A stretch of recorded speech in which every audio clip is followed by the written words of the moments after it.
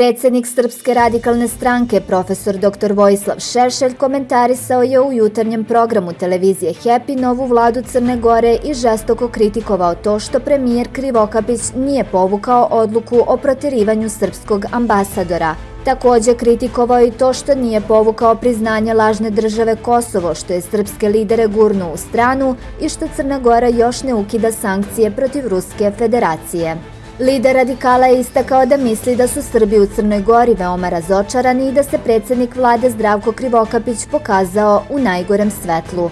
Išao je na čelu Srpske liste, a onda se okrenuo protiv srpskog naroda i njegovih političkih predstavnika.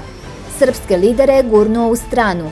To ozbiljan političar ne može da radi, to ozbiljan čovek ne može da radi i to će mu se razbiti o glavu vrlo brzo, rekao je Šešelj. Naglasio i da Krivokapić nema ni elementarnu lukavost i da ima samo bezobrazluk i nedostatak morala. Lider radikala je istakao da je Krivokapić bio predlog blaženopočivšeg mitropolita Amfilohija zbog toga što se zaklinjao u srpstvo i zbog toga što je bio blizak crkvi i predstavljao se kao vernik, a da je sve to promenio.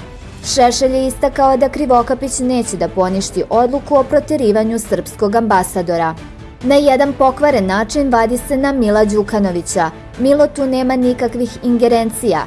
Ministar je doneo odluku da se protera, vlada je viši organ vlasti koja može da opovrgne odluku ministra i Milo se tu ništa ne pita.